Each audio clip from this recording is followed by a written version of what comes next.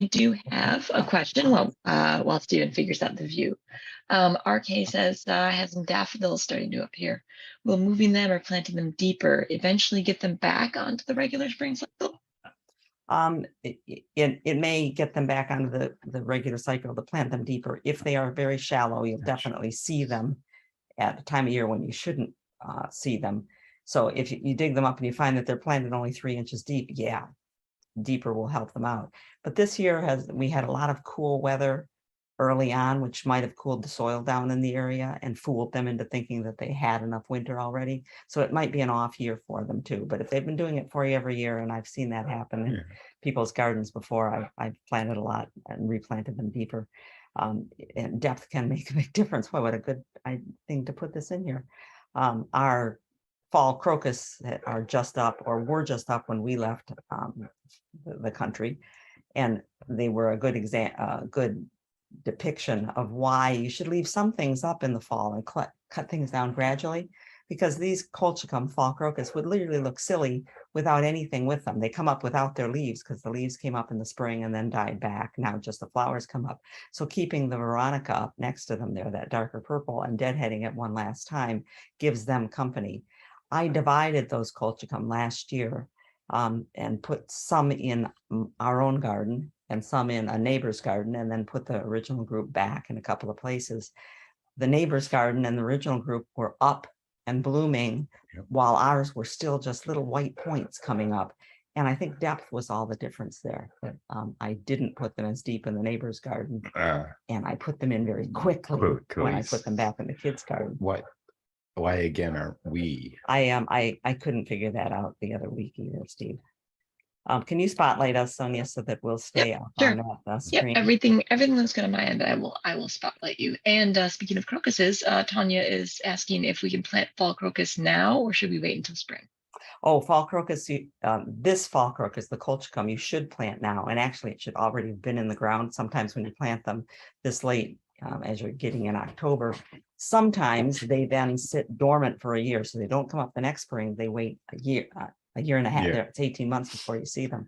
But fall crocus, there is another plant. This is colchicum, which has the common name of fall crocus. But the crocus that bloom in fall that are actually crocus cachianus is one of them. Those you can plant in the spring, and you buy them in the spring. All right.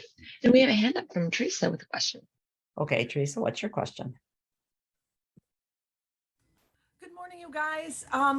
It looks like we've got like our first frost here this morning, and wondering if there are any must-dos that you can recommend. Stay warm.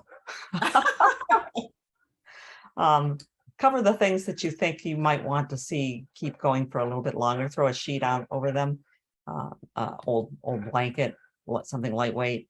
Don't put plastic over things. It's not going to work. Cardboard boxes, garbage cans turned up on there, and things you want to put down quickly. Things you want to cover quickly. Those work pretty well. I always try to cover new things, brand new things that just went in. Let them have leaves longer, because the first frost is going to kill something that could have then 2 or 3 weeks before the next frost.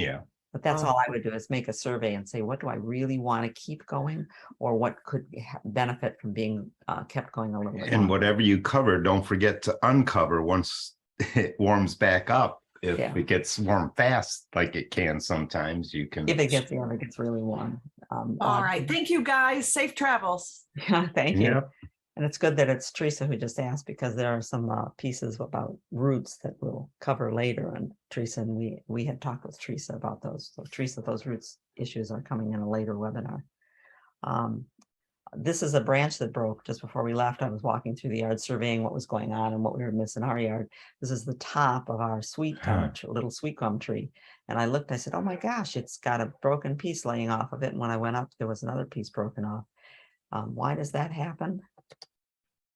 Look inside. Do you see the dead portion inside, or resin-filled hollow inside of that little trunk? If I look at that, I thought I could see it quickly on the picture here. There's a scar. Scar on the outside. There's a scar on the outside there. Right here. That's been healing over. This is only a little young tree. It was scraped when it was just a little twig. And it's been healing over ever since then. But because it was a little tiny pencil twig, everything that the twig has died back. That's that dead stuff in there. And so it's a weak part in the plant. And I'm not where did crying. it break? Right at the weak part. And I'm not crying over it anymore because I'd rather get that before it Be a 30-foot tree. yeah, and had a weak spot in the middle. The weak spot may not have ever gotten any bigger than that, and maybe it could have outgrown it, but for the nonce, it's a good time to just take that off. I think And that just giving a time check. Yep, it's 8:31. Yep, so we're going to keep going through our pretty pictures.